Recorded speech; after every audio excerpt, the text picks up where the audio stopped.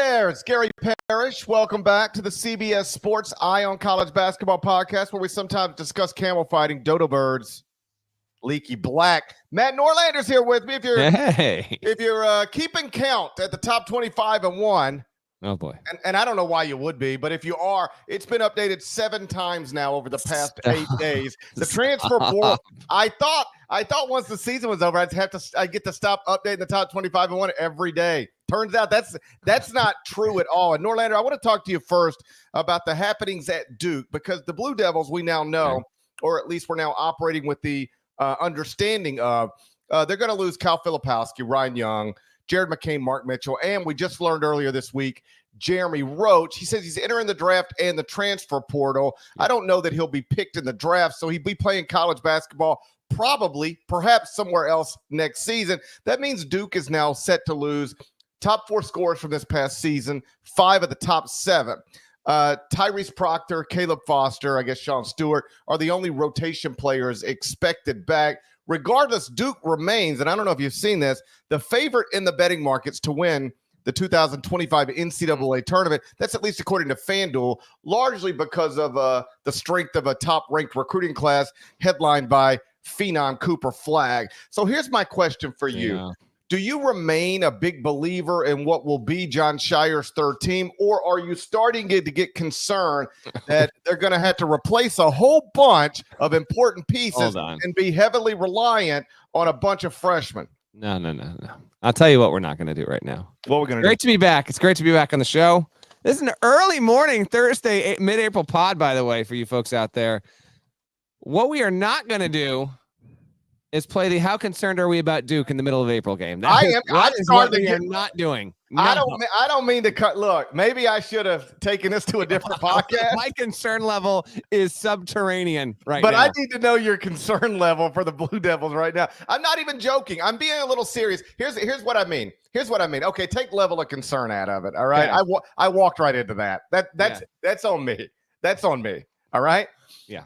Here's in all seriousness, Duke is the favorite to win the national title right now, right? And Duke ain't done. Obviously, Jon Scheyer is going to fill out this roster. And I did at one point have Duke as high as number 2 in the top 25 and 1. And by at one point, I mean at one point over the past week. A lot's going on. It's been a lot's going been a week. A lot's going on. I am aware, though. I guess let me just ask you this question. Okay. If we are assuming Tyrese Proctor and Caleb Foster are the only 2 relevant players back, at least, they're losing their top 4 scorers. They're losing 5 of their top 7. The 2 of the top 7 that are actually on their way back, it appears, are Tyrese Proctor and Caleb Foster. When you just start comparing that to what happened around the sport this season, teams built like this didn't win. Not at an elite level. Like, how many good teams heavily it seems pretty clear at this point, no matter what happens, Duke is going to be heavily reliant on multiple freshmen next season. How many good teams relied on multiple freshmen this past season? Not many. The only team that applies broadly to what you just said was UConn, which lost 5 of its top 8, but obviously won a national championship and brought back key pieces and didn't rely on freshmen. In fact, it only had 1 freshman of impact, Stephon Castle. It has more freshmen set to come back that will play increased roles there. So, yeah, there is something to... Let me stop you right there real quick, because it is true, lost 5 of the top 8. What is also true with UConn, just however you cut it, they did bring back 3 of their top 5. Yeah. And they were only heavily reliant, really, on 1 freshman. The answer, I think, how many good teams were heavily reliant on multiple freshmen last season? I think the answer is Baylor. Baylor, 2 of the top 5 scorers were freshmen. At Kentucky, 3 of the top. I wouldn't even say heavily reliant. I say 2 of your 5 isn't even heavily reliant. I would just say, semi-reliant. Okay, so Baylor finished 15th at KenPom. 2 of their top 5 scorers were freshmen. Kentucky finished 25th at KenPom. 3 of their top 5 were freshmen. Outside of that, you really didn't see top 25 KenPom teams relying heavily on multiple freshmen at the same time. If I have a concern with Duke, and not a real concern, not whether Duke's going to be good, but whether Duke should be number 1 in the top 25 and 1, or where I have them right now, number 7 in the top 25 and 1. I just think based on roster construction right now, they're closer to 7 than 1, but Duke fans don't seem to agree with me. Well, of course they don't. And a lot of this will depend on whether Cooper Flagg is a generational college talent, because he's going to be marketed as that. And I guess understandably so. He's been an amazing player to watch, and his two-way ability is insane. But is he going to be able to step in and prove to be transcendent? Because they might need him to be to truly put them on the plane of being, at least at this stage, number one. I didn't know that about the Vegas thing, although it's so early. I frankly put zero stock into it. I mean, zero. We're going to get into some portal stuff here, but this is a good thing for college hoops. It's, there's, decisions being made daily here. And I actually think that it helps bring, more discussion and attention to the sport. But it does, it does make your job more hectic than ever. The fact that you have had 7 editions. In fact, I got to go back and find edition number 1, because I like to compare your title night version 1 with whatever you land on the first day of the season. I always like to see what's changed. A lot of that's obviously because of all the decisions now in the portal and roster stuff with all that. But I mean, we're just way too early into the cycle. I mean, really too early to even get a true grasp on what the top teams will look like. I mean, for example, I did bring up your top 25-1 here. Like, you've got Houston number 1 right now. When the dust truly settles a month from now, 6 weeks from now, and we know where everyone is, like, hard to figure how Houston won't be at worst 3rd or 4th. Like, it's going to probably stay there, but there's, there are a number of teams that could shift one way or the other. And as for Duke, it's going to have to get a player or 2 in the portal. We'll see who it winds up being, because it will not be just freshmen, obviously. Although Shire was, where was I? I was with Duke. It must have been Brooklyn during the tournament, and he did get asked about this, and it was because Kentucky had lost to Oakland the night before. And to paraphrase him, because I definitely don't have the quote up in front of me, he said, we are Duke, and, there are still really, really good players coming out of high school. Am I not going to take Jared McCain, who was coming off at the second best showing in a tournament game points-wise by a freshman ever, the best being Zion Williamson? Am I not going to take him? Of course not. But there's got to be a balance that you got to strike. I think Shire and his staff are aware of that. The question will be who Duke brings in. The Roach stuff, like Roach leaving, is not a surprise. That was in the air for a little bit, and it just got made formal in the past, 24, 36 hours here. But I do think he's a key player, and he's a player who actually carries an intriguing, or just at least an interesting legacy at that program, because he was really the guy that bridged the Krzyzewski to Shire era. Half of his career was spent playing for Coach K, and half of it was spent playing for John Shire as the head coach. And he's the only player where that's truly the case as a starter for both of those guys for multiple years. And so now he goes, and now you enter year 3 under Shire. You enter a big phase. It'll be after 2 quality seasons, and they were quality for sure. Shire's done a good job to this point. Now year 3, as was expected, basically since Cooper Flagg committed to Duke, this is the one that will enter with even more attention, even more pressure, even more polarization, just by nature of Cooper Flagg being Cooper Flagg. Awesome young man, and he's going to be a ton of fun to watch. It'll just be an amazing player playing for Duke, and so it will up Duke's hateability quotient, and I'm fine with that, because for the people that want to do that, it brings more interest and intrigue to the sport. But right now, like, not yet. I can't say Duke is a top 5 roster. It could very well get there, but they got to fill way too many pieces in, man. And Caleb Foster's got to return and be a lot better, coming off injury, and Proctor was a bit up and down, obviously. So will he have the year next year that he was expected to have this past year? That would go a long way to reinforcing the idea that Duke could be a top 3 to 5 team. And that's the other thing here. Like, okay, they're only bringing back 2 of the top 6. One of them's Tyrese Proctor, who is like great as an idea, but he hasn't been a great college basketball player yet. He's the classic example of a guy who's been a good prospect, not a good player. And perhaps that's overstating it. He's been a good player, but he's been good. He's been good. Yeah, but certainly not what he was supposed to be.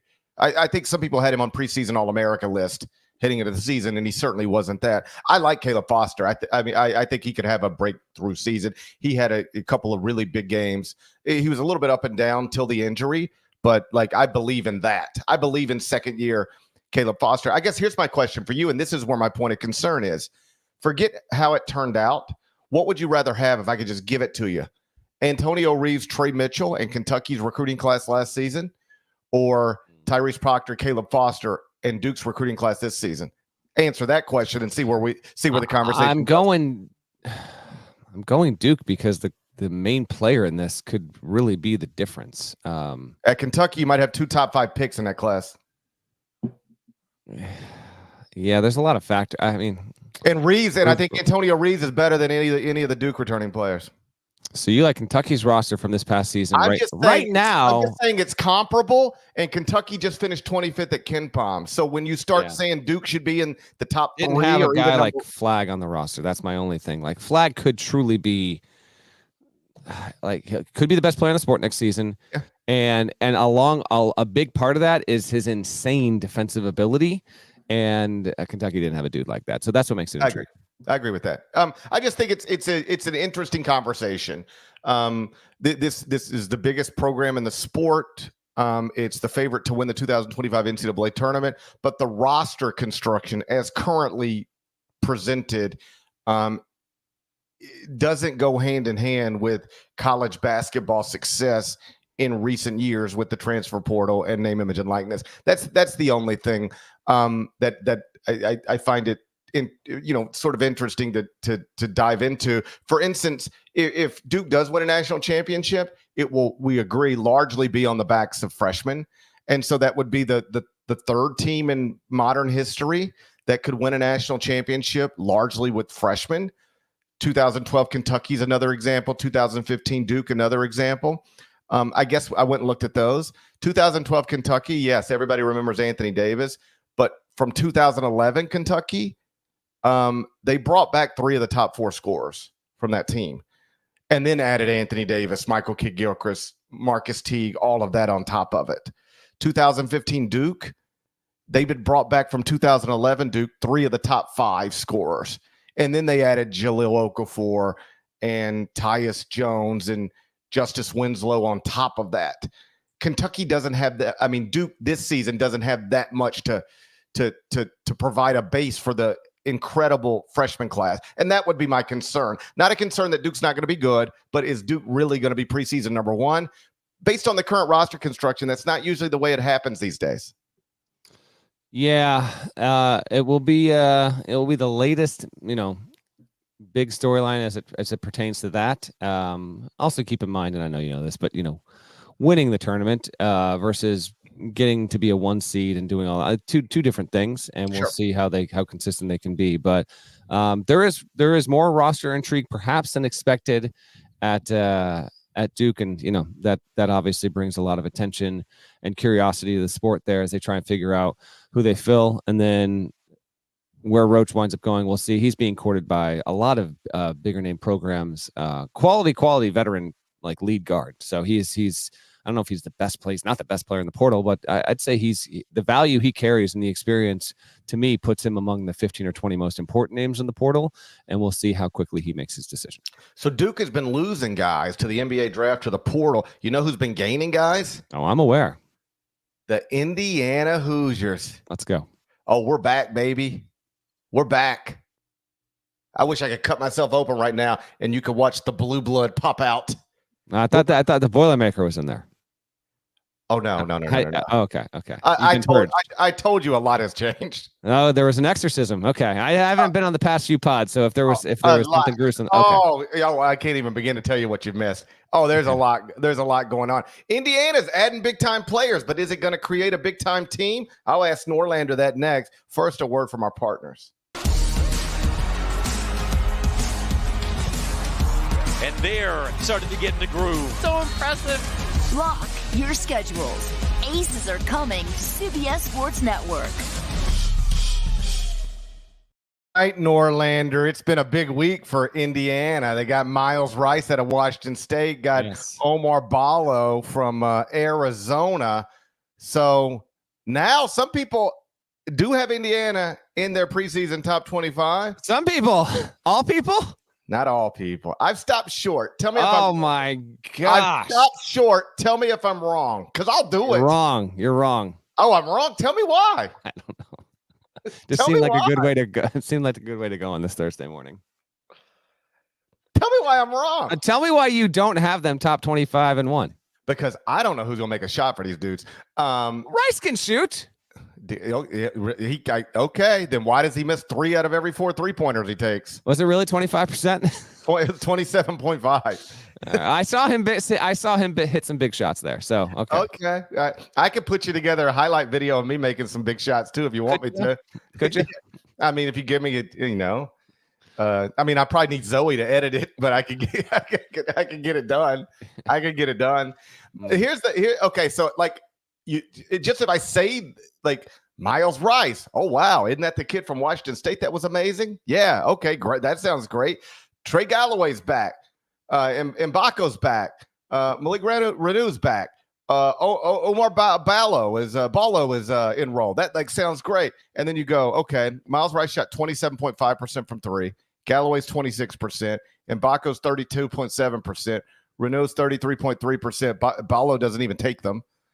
I'm just like, how about this? The 5 projected starters, if we're saying those are the 5 projected starters at Indiana, combined to shoot 29.6% from 3 this past season. Only one dude attempted more than 3.7 per game, and he was at 32.7% from 3.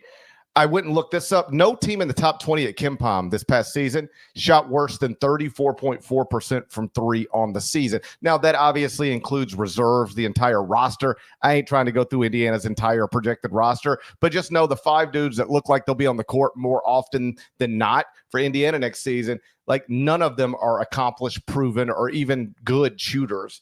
And I just feel like that's probably a problem in the year 2024, but we'll see. That there's a couple teams that had this kind of makeup, if you will, because when you tell me that, I think about Kansas, which was a 4 seed and did win a game in the tournament and had Bill Self, so that's a major factor. But one of the big things with Kansas was they didn't have much shooting. I mean, Dickinson could step out a little bit there, and DeJuan Harris could bang down a shot here and there, but they didn't ask him. He didn't shoot a lot. But one of the things that was holding KU back, in addition to a lack of depth, was it didn't shoot well, and it didn't shoot a ton from 3. And there are a few other teams that were like that as well. I want to say maybe Illinois didn't shoot well from 3. Anyway, the point is, Indiana not drifting too far away from that obviously is an issue. It has good players. We'll see who else it can bring in the portal. I mean, getting Ballo is like it's a major addition, but between him, Renew, Mbako's like a quasi big. There's a lot of big bodies there, and they'll have a good presence. And Ballo's an intriguing player in this regard. He's a big name in the portal. I think Cobb's got him top 10. I think he's like a top 5 guy in the portal. But he has had quite an interesting journey through college, because he arrived at Gonzaga, recruited by Tommy Lloyd, and was raw, but had a lot of potential, and was seen as a guy at one point, like early, was like, if he really develops like 2 or 3 years, he could turn into an NBA pick. That hasn't happened, in part because he just has no range, obviously, but he has grown into a very, very good player. Has he maxed out what he is, or can Woodson get something more from him? I think Rice actually has great room to grow. And if you told me that Rice developed all the more into a guy who turned into a 34% 3-point shooter, I'd believe you the whole way, because quick reset on Rice. From Georgia, his only power conference offer was Washington State. He opts in on that, goes across the country, unexpectedly winds up redshirting his first year when he didn't think that would be the case, but took it like a champ, developed all the more. So he didn't play. And then he wound up having to battle cancer his second season, and his timeline got set back by 2 years. Then he played his first year of college ball this past season. Lo and behold, was top 3, top 5 player in the Pac-12, was really, really good, but he's only got 1 year. His path has been jagged, and he's got a lot of promise and potential and ceiling ahead of him there. Ballo, I just wonder if he can just show up, be a really good guy, play alongside Renew and Mbako, and they can kind of get some bully ball going and have that to be successful. But they're going to need another shooter as well. I'd say on talent, there's a real case for Indiana to be in your rankings at this point, but a difference between that and truly being a factor nationally, a relevant team. You're going to need a little more dynamism in that offense overall, and they need to bring in. If they don't bring in someone who is a proven, consistent, long distance shooter, then it's going to be an issue. I'm not going to pick apart your rankings again 9 days into the offseason here, but it certainly is notable. And I would say, I'll give you names in a second here. I want to toss it back to GP because there's a few other commitments in the portal that we should at least mention. But I would say Indiana, it seems to me, has probably been the noisiest team so far in the portal, and that's good news at least. But it's the work isn't done yet, and Woodson has to add someone else because this is obviously a critical year. He will not be there for a 5th season if this 4th season doesn't produce at minimum an NCAA tournament appearance. What I assume, if I'm being serious for a moment, is that they will add shooting. I hope to God they add shooting in the transfer portal going forward, and that I will eventually have them in the top 25-1.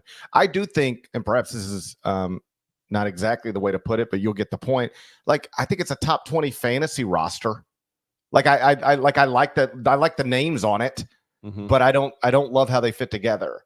And so I'll keep them out of the top 25-1 for now, but I assume they'll add somebody in, the next hour or day or week or month where I'll go, okay, that now you got to put them in there, and then I will. But, as I've, with tongue firmly in cheek, pointed out a million times over the past year, they haven't finished top 25 at KenPom like since 2016. So perhaps the safest thing I could do is just assume they're not going to do it again. But I don't want to. I want to see my proud programs be proud. That's a shame. Yeah. I want to see my proud programs be proud. I'd like to see Indiana back in the preseason top 25-1 because I think we can all agree that's where a blue blood program belongs. We'll see if they can get there. You know what? I whether it's 2 days from now or November, I'm going to predict here. I'll probably be wrong. I'll predict you get them there one way or another. They get one more good piece, and there's, from a roster standpoint, there's enough to believe. Can I just give you a couple more notable names here since we're talking transfers? One guy who is not transferring and didn't leave, just by the way, on Wednesday, Janai Broome, another big, he's returning to Auburn. So that is significant because he will, I'm going to say, definitely be a preseason All-American. I mean, he was a really, really, really good player and is certainly one of the most accomplished bigs returning to the same roster. So that's a big one. Where do you have Auburn in your rankings? I figure they got to be there. I've had him top 10 the whole time because I have always assumed Janai Broome is coming back. It's just one of those things. He's a big name, and people would be like, really? Janai Broome coming back? And I'm like, well, where's he going? Yeah. Like, he's not a great NBA prospect. Auburn has name, image, and likeness money. Seems like he'll just stay right there at Auburn, which now we know is what he's doing. I have Auburn 8th in the top 25-1. Fair. They lost Aiden Holloway to the portal. And there's going to be some other roster movement there, but a big name nonetheless is sticking around. And then transfer ads in the portal. I've got 5 notables. There's been some other ones as well. These are guys that have gone in and committed. Terrace Reed Jr., who's a Michigan big, he's going to UConn. He averaged 9 points, 7.2 rebounds, and a block and a half this past season for Michigan. He'll play alongside Samson Johnson. We'll see. I mean, it's not Klingon. He's not Adama Sanogo, but nonetheless, the reigning national champions have their first portal ad. Dan Hurley had a couple of funny moments talking about the portal throughout the tournament, and then he posted a photo earlier this week. I don't know if Hurley's running his own social media or what. He probably is. He can't be. He's like passed out on the floor. He's multiple shots of Dan Hurley just exhausted, passed out on the floor. Like portal championship wise. I'm assuming somebody else has got to be helping at least because like he is very active on Instagram. That's also true. Extremely active, like more active than I frankly think he has the time to be. But yeah, I think you're probably right about. Regardless whether he's doing it, whether it's Andrea that's behind the thing, his kids, someone else at UConn, it's entertaining all the same. UConn has its first portal ad. The Croatian sensation is the only guy on the roster at Arkansas. John Calipari has a roster of 1 right now. He did, in my opinion. I wish he would keep it that way. I wish it would be something, wouldn't it? Yeah, well, it'd be daring. It'd be daring. Just Big Z all by himself calling the Hogs. He had the quote of the offseason so far, in my opinion, when he said just Big Z all by himself. Yeah, exactly. Calipari saying it. Now, I met with the team. There is no team. It's a good quote. I enjoyed that. Apparently, there's a thing out there. I think this was Trilly Donovan that put it. I haven't seen it, honestly, but I saw it before we hopped on the show this morning.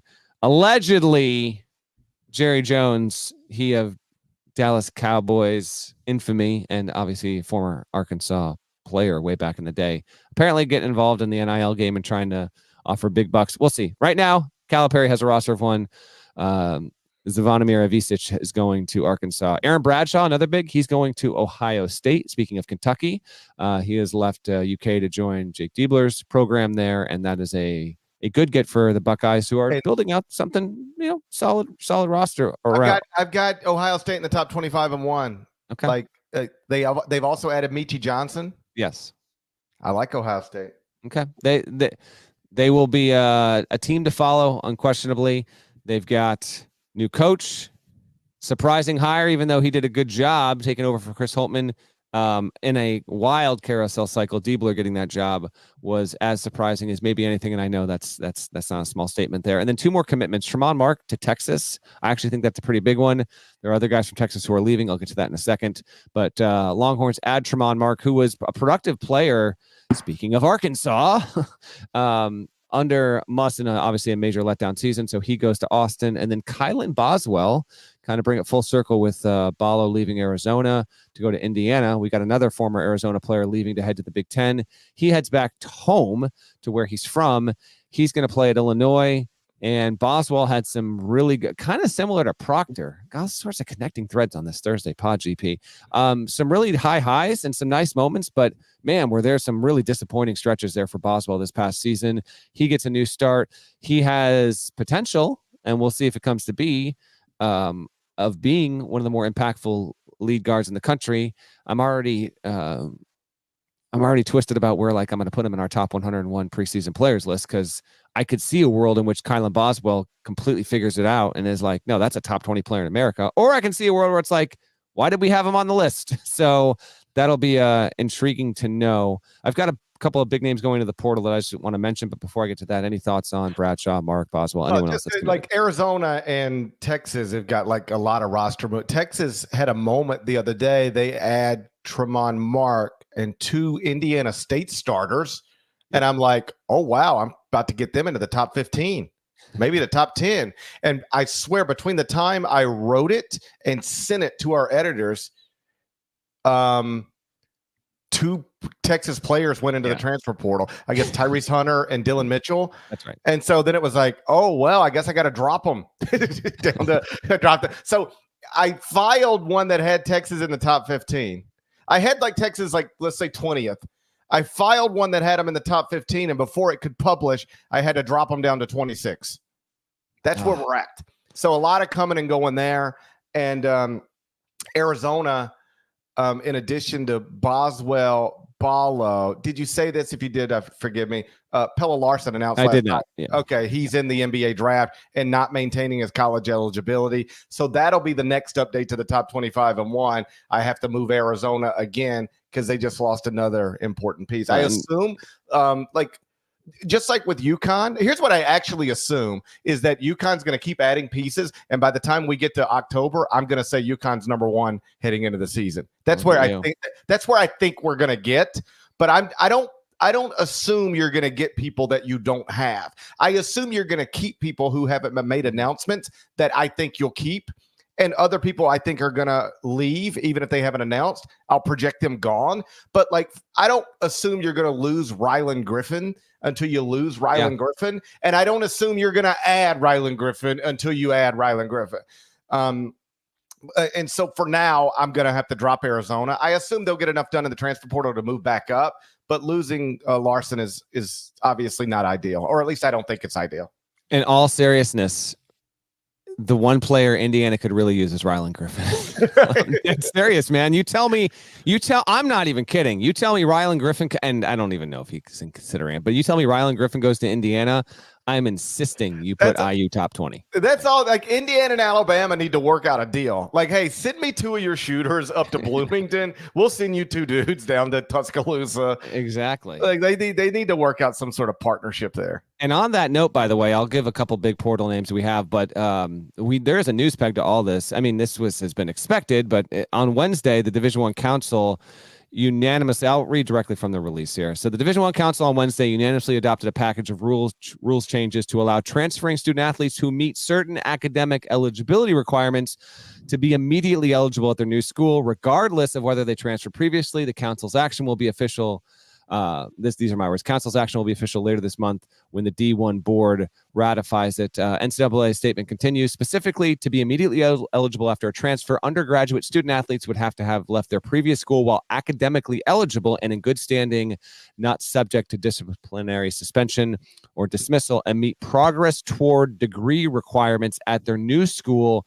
Before competing for graduate transfer student athletes to be eligible, they would have to earn a degree from their previous school, leave while academically eligible, and be enrolled as full-time postgraduate student while continuing to satisfy minimum academic standards. All this means is that unlimited transfers is now officially a thing. It will be officially a thing when the D1 board ratifies it later this month. We have been heading here, and this will be the way it is in college athletics in perpetuity until or unless we get to a day where athletes are collectively bargaining with schools and can be on contracts, and then that's a whole other deal. But until we actually get to the outright professionalization of college football and college basketball, we are not going backwards, folks. So if listening to this pod and you get a little bit excited but a little bit bummed over the fact that, oh my gosh, these names, it's hard to keep up, I hear you. I can easily make the argument that it's not a great thing for the sport to have so many moving pieces, because the identity of a lot of these programs and players, well, that's all in the past now. Just so you're aware that you're fully caught up. We were always heading to this point, but in an official NCAA capacity, it became rule on Wednesday. And so here we are. We are not going back to a point where it's one time free undergrad. No, now it is free for all. You're seeing this in football. The portal's open back up. I'm pretty sure I saw Deion Sanders' kids openly recruiting players on social media, acting as directors of recruiting. I have no idea what's happening there, but that is where we are. And yeah, I mean, it came down officially. With that being said, a couple more portal names, then we got one more topic, and we'll get out of here. DJ Wagner, as expected, in the portal. I think he could actually use another year in college as opposed to going pro, but he's leaving that option on the table as well. His upside is super intriguing. Aiden Mahaney, who grew up loving St. Mary's and was a good player as a freshman and had a really up and down season as a sophomore. He's now in the portal. Some consider him to be like a top 5 name. I would disagree with that because I actually thought he was so inconsistent last season. He's a good player, don't get me wrong, and he will be recruited by a lot of folks because he's got such tantalizing potential as a shooter, playmaker. We'll see. But that's a big name right there as well. You mentioned Tyrese Hunter and Dylan Mitchell. Jonas Adu from Tennessee, to me, that's like a top 5-ish defender in the portal. That's a big one. Rylan Griffin, elite shooter. And then there's a lot more. I'm not going down. These are just notable to me. Horizon League Player of the Year, Trey Townsend from Oakland. Got overshadowed by Golke in the first round, but was a really, really good player. And actually similar to Mahaney, like his parents literally played at Oakland. He grew up going to Oakland games, has known Greg Campy since he was a baby, but he is looking for other opportunities, as he should. But obviously, Campy's lived a hell of a life, man. I mean, all-time apex to his career. And then the one guy he brought in that hits 10 threes, well, he had 1 year of eligibility. He's now gone. And Townsend, who's a really, really good player, he's looking for other opportunities. So that's just a few others. And listen, names are going to continue to update. Here we go. We've got more than 1,600 total names in the portal, GP, but more than 100 of those are walk-ons. So we're nearing 1,500 players in general that are on D1 scholarship that are in the portal, and more than 80% of them to this point have yet to commit to a new school. And like you said, I know this bothers some people immensely, and I like you, don't know that it's, quote, best for the sport, but it is where we're at, and we're not going back. And it's funny, sometimes you hear people say things like, oh, well, what's the next step? You know how when people always start imagining the next step and they try to make it like way worse than it will actually be, but they're trying to make a point. So it'll be like, oh, what's the next step? You're just going to have somebody playing for Duke 1 week and then Ohio State the next? And the answer is probably no, because there's an academic component to this. But, that is the way we do it in all the other big time, what amounts to professional sports. You really do see somebody playing for the Royals one day and the Indians, the next week at the trade deadline. Or in the NBA, there's examples of like players in a back-to-back played for one team on a Wednesday and another team on a Thursday. So it's like not as absurd in the context of sports as you think. Although, again, there is an academic component to this. And I know sometimes people will look at guys like Ballo or Roach, and they'll be like, you were a starter, an important player at one of the best teams in the country. Like, why are you leaving now? And they'll have their own reasons. I'm not talking specifically about either one of them, but we have reached a point where this really is just a business decision. Like, think about if you're a normal person, like a normal, not a basketball player, but you're a normal person out there making $60,000 a year. If you think there are jobs out there that might pay you $130,000 a year, like nobody would think you're crazy for applying for them. And that's all these players are doing, or at least that's all some of these players are doing. They're not entering the transfer portal because they hate where they're at or they're unhappy with their job, for lack of a better word. It's that there might be a job out there that pays them a lot more to do more or less the same thing. So like that's a job that I would be interested in. It's a job you would be interested in. And I don't think we should, roll our eyes when you have a bunch of 18, 19, 20, 21, 22, 23-year-old young men who are also trying to maximize what in many cases might be their greatest earning potential ever. That's the other thing you have to think about here. Because of supply and demand, some of these young men are in a position to earn more money playing basketball right now in college than they will ever make again. And I'm not going to blame anybody for maximizing that. Yeah, that's true. But the trade-off with that, because I have seen and heard a bit of this as well, and I think it's a real thing. And you just got to take the trade-off. I mean, you got to make the decision when you're young. Is if you do that and you go to multiple schools, particularly if you go, like if you're someone that's like a 3-time transfer, there are downstream like lifelong effects that come with, I'm going to do this, but I'm going to have played at school A, then transferred to school B and gone to university C.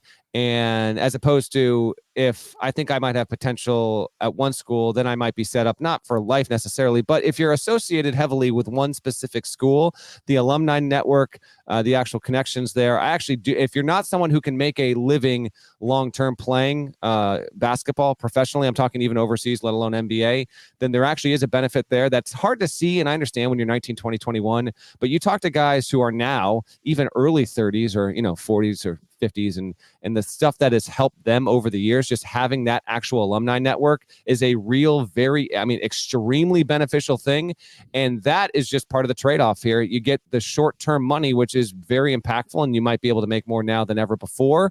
But you might be trading off something that you don't know won't be there for you 5, 10, 15 years from now. It's just, every action has a reaction. There are consequences to all this stuff. And that is a very real thing. And I've heard more and more of that in recent months, frankly, than I had before. And at least worth bringing up because these guys, you can't possibly know it for real when you're at this age. But it is something that, when you look back and you're 12 years removed from your college life, and if you never made a Final Four or whatever, and you look back and you don't really have a connection to a certain program or a certain coach because you played for 2 or 3 of them, like that, it is something, and certainly something to be considered. And I know this has become more of a talking point in and around college sports. That's all. It is something that should be considered. I know Hunter Dickinson at least, talked around this when he announced his transfer from Michigan eventually to Kansas.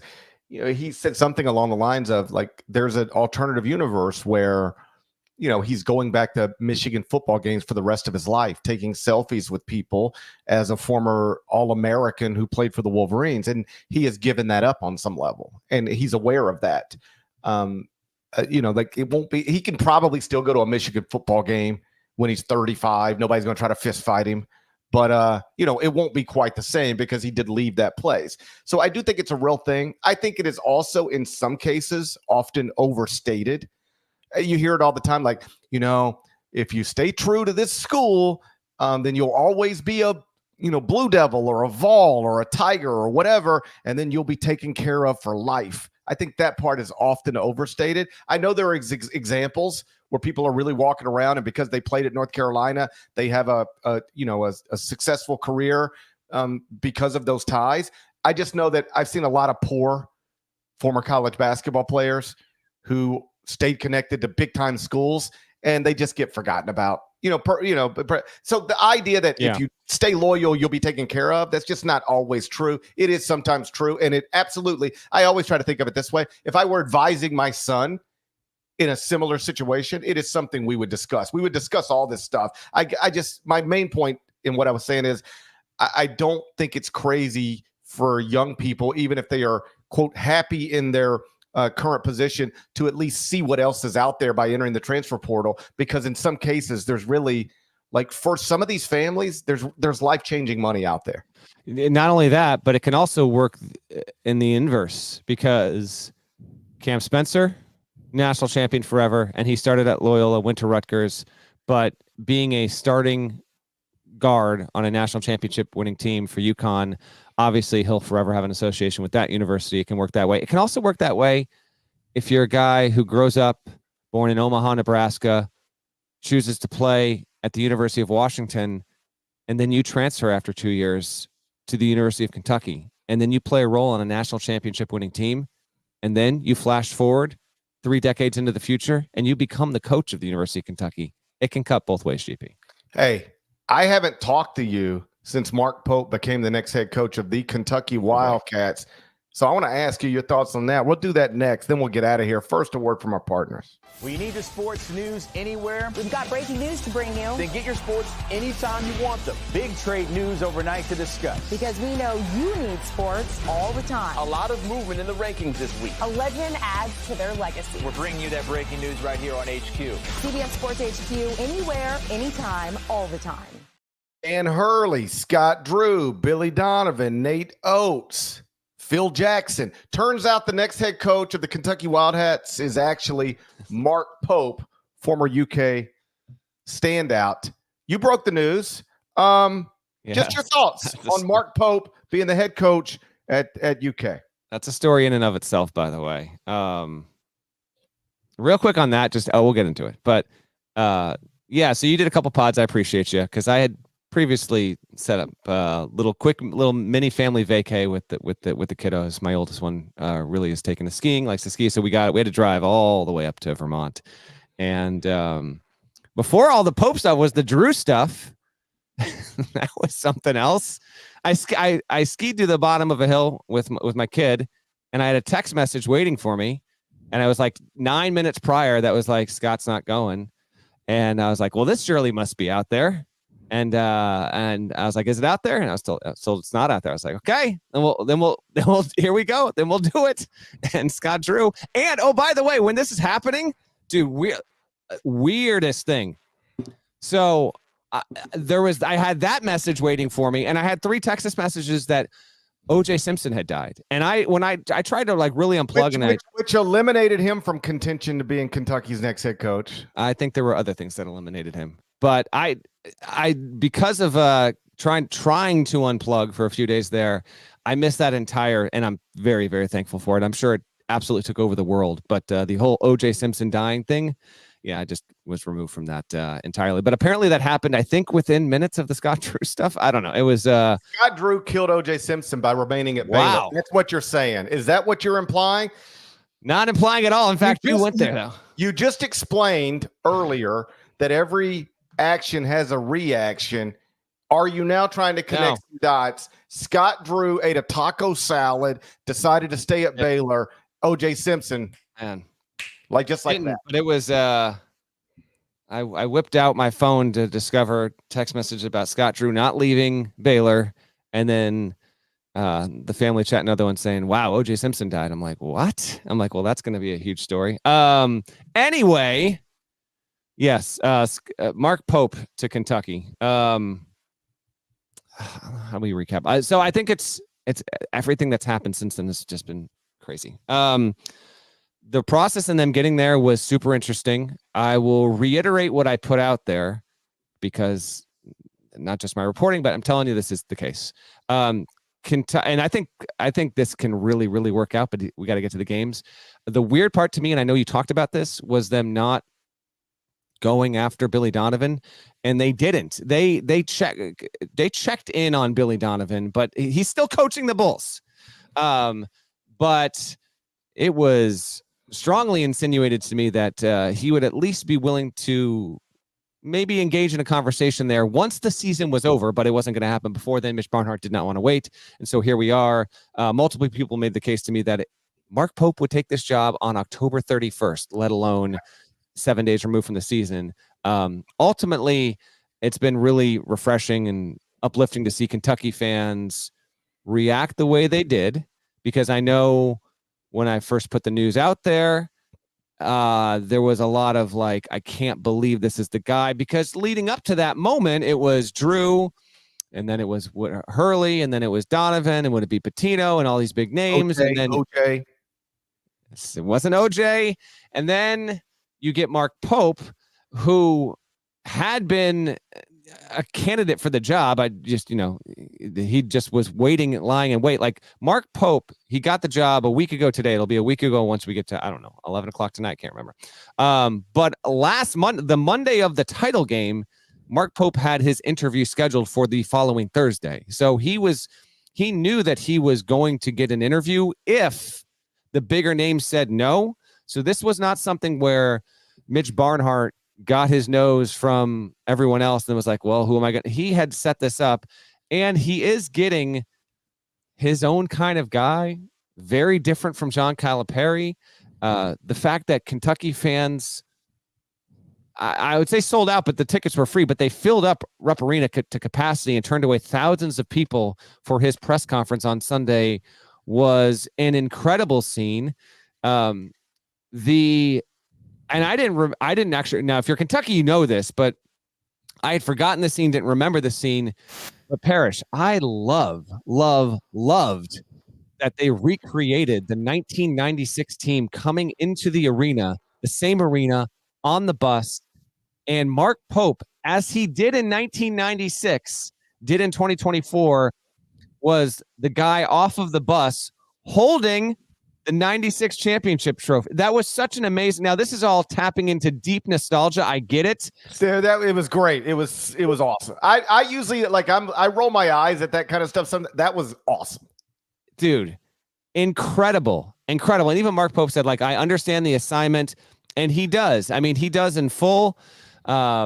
He is being split 1,000 different ways right now, but he is loving it. I did catch up with Mark briefly on Wednesday. I mean, he went house hunting after midnight earlier this week. I mean, oh, by the way, can I get 30 minutes to go see where I might be living here soon? And it's a fascinating hire. I don't know if it's going to work. What I do know is Mark Pope is going to infuse such a different attitude for that fan base, for that athletic department. I'm just going to repeat what we had talked about. I don't know, Parrish, it's been a month since Kentucky lost to Oakland. Good God, man.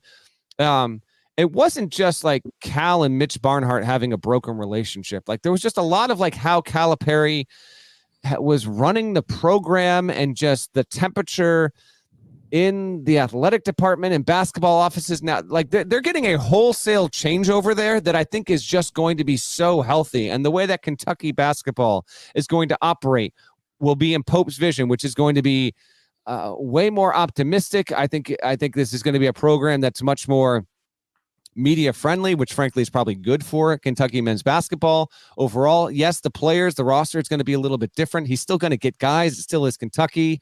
He's got Cody Fugger coming over with him as an assistant from BYU. And then my understanding is, I'm not going to give names here, but I think his second assistant that he wants to hire is deciding today.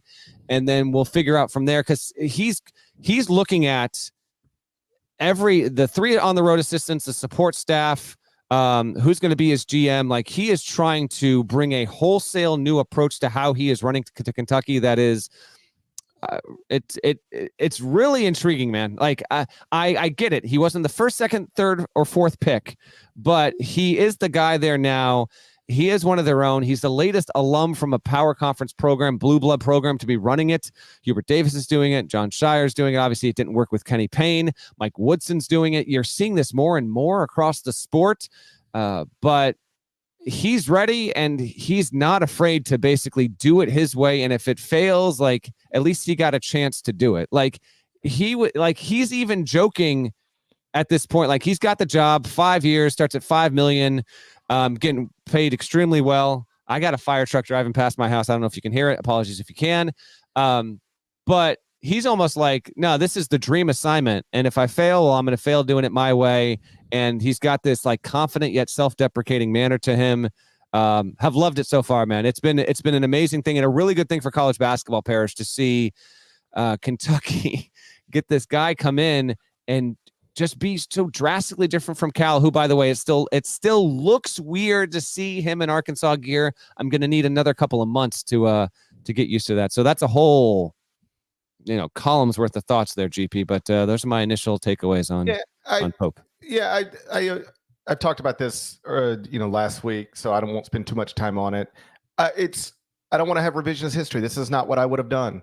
What I said when I was talking to, I think it was Kyle Boone, after Scott Drew turned down Kentucky, I said I would make Billy Donovan tell me no, and then you can hire Mark Pope whenever you need to. But like I know this has become the phrase, like wait on Billy Donovan. I would have waited on Billy Donovan. I would have made him tell me no, because you ready for this? I don't think he would have. And I don't care what anybody else says. He's not still at Florida turning you down. He's not still coaching Kevin Durant in Oklahoma City. He's coaching a going nowhere Chicago Bulls franchise. It just won the play-in. What are we talking about? That they just beat a going nowhere Atlanta Hawks franchise to advance in the play-in. That's what they did. And you know what? They might win their next game, but it's still a going.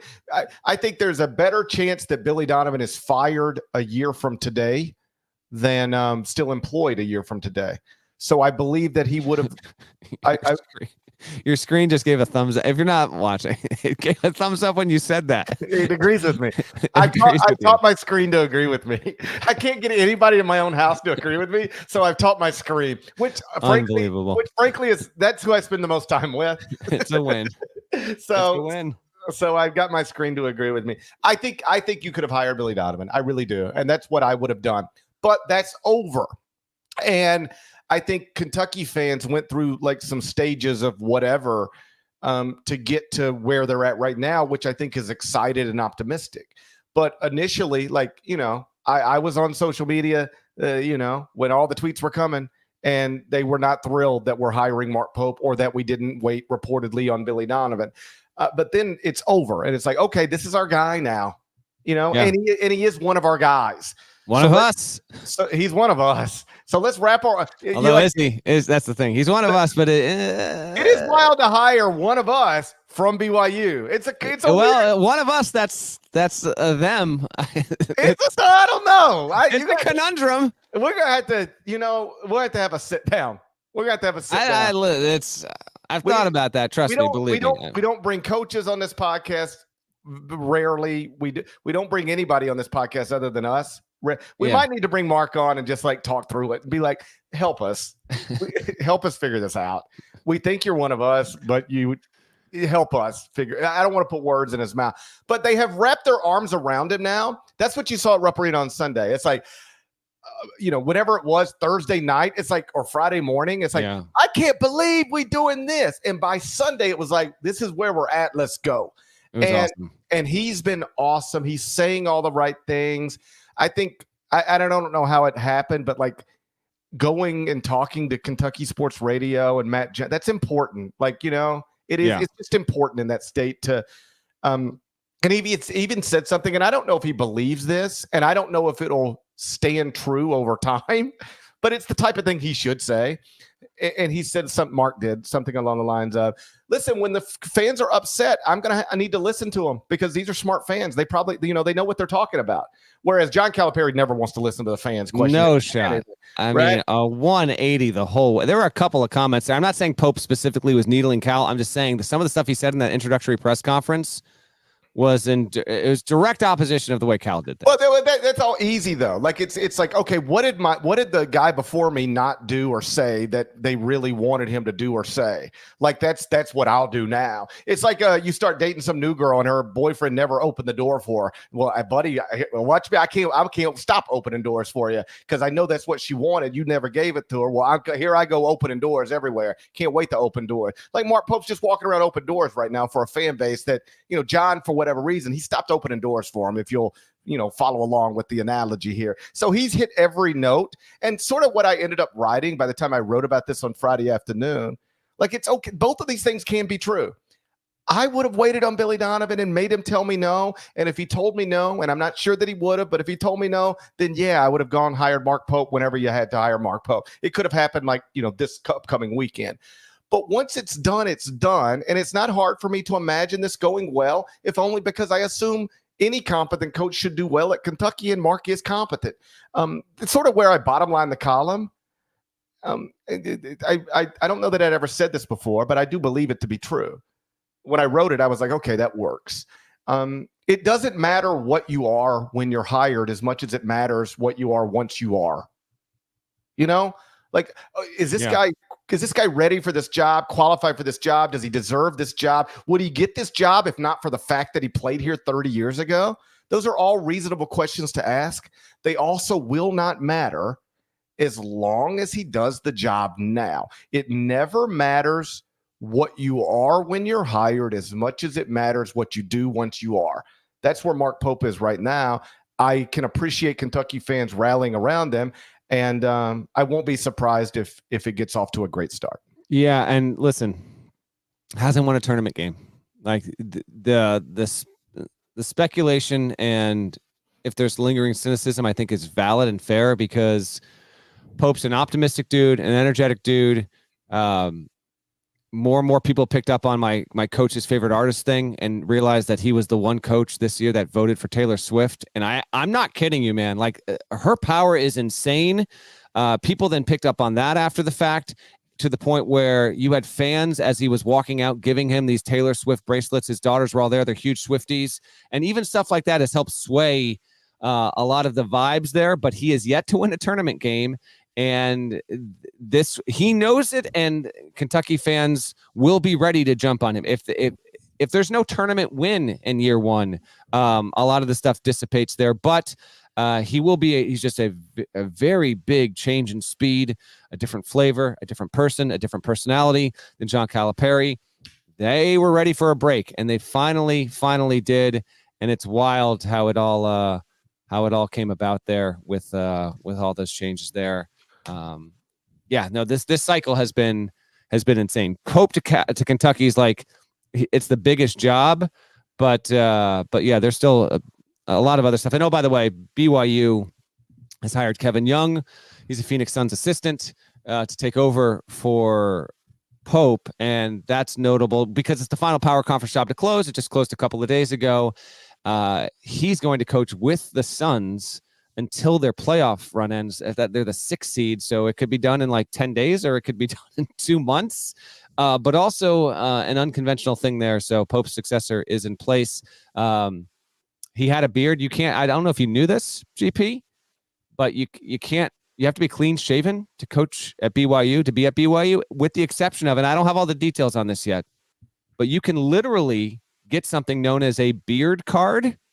A beard card, like you carry it around your wallet saying, I'm a member of the church, but here's the gods on high have approved that I can actually have this. However, he is shaved, doesn't have a beard card. Don't ask me to explain it, but it's apparently a thing, and people are rooting for their new head. BYU, this is factual. BYU fans, some of them are rooting for their head coach to obtain what's known as a beard card, so that he can continue to coach with facial hair as he transitions to college. That's a real thing. Wonderful sport.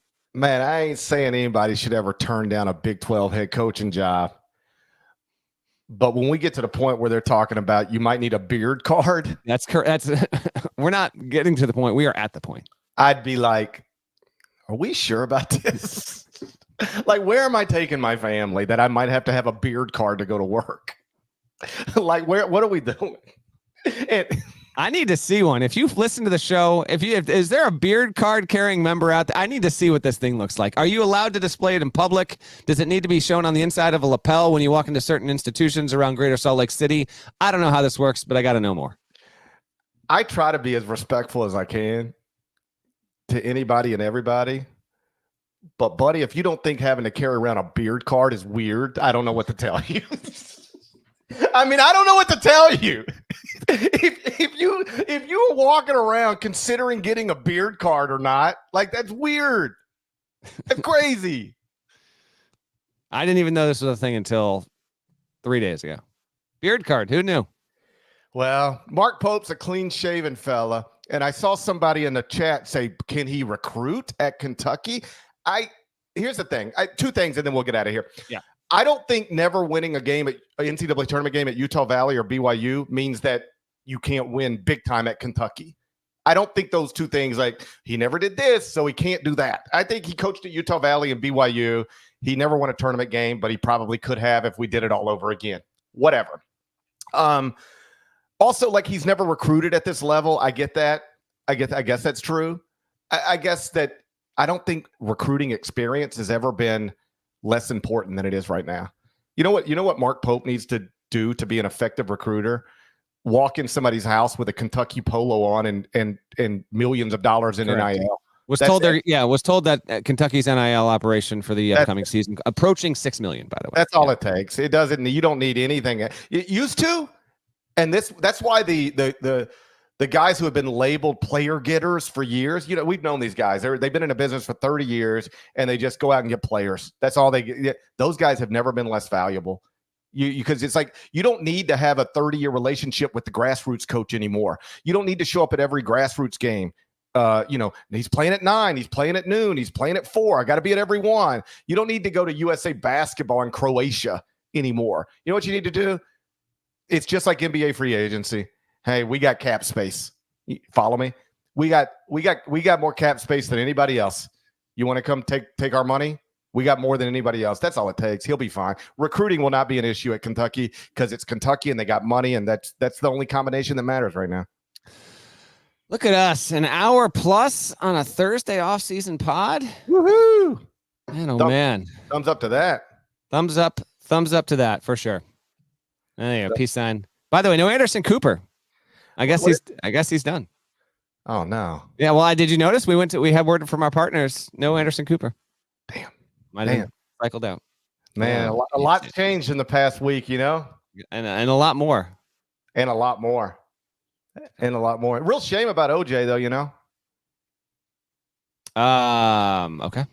I mean, it's just typically when people die of cancer, people say, "Oh man, that's such a sad deal." Do you want to say it's such a sad deal right now? Do you want to take this opportunity? Why are you putting that on me? I mean, I just wanted to give you a shot. You went skiing. You hadn't been here for a minute. Listen, kiddos need to get up there. I'm still recovering from this herniated disc, some issue, but did it for the kids. And I try to unplug as best I can when and I recommend you do the same. Yeah. But as it would so happen, the Kentucky job was open. And so for the first day of vacation, my wife was like, "What are you doing?" And I was like, "You don't understand. It's the Kentucky job." What made it, if you want the real pick into the real world on all this stuff, where we were staying had the door to get in and out of the hotel room was the squeakiest thing you've ever heard in your life. And when the Pope stuff was really like getting real, kids were asleep. It's after 8:30, 9 o'clock at night. They're passed out. So got to get a phone call. I got to get up and leave the hotel room, open the door. My 8-year-old starts freaking out because it's dark. He doesn't know what's going on. OJ. No, that was something. I almost had to I almost had to walk him down to the hotel lobby to be like, "All right, just sit here while I take this phone call." But he was fortunately soothed. Look, Nana's trying to get us out. Yeah, shout. I got no more thoughts on OJ. I dodged the whole OJ news cycle. Okay, no more thoughts on OJ. Okay, I just wanted to make sure. I got no more thoughts. I didn't want to rob you of the chance. That's all. He's not even getting in the no context preview. All right, fine. Shouts to Devin Downey. Shouts to Chester, South Carolina. Shouts to Terry. MF and Teagle, he's a legend. Huck Larnell. Thank you guys once again for watching, listening to Eye on College Basketball Podcast. More of us than there are of them. That should be reflected in the comments. We'll talk to you again real soon. Till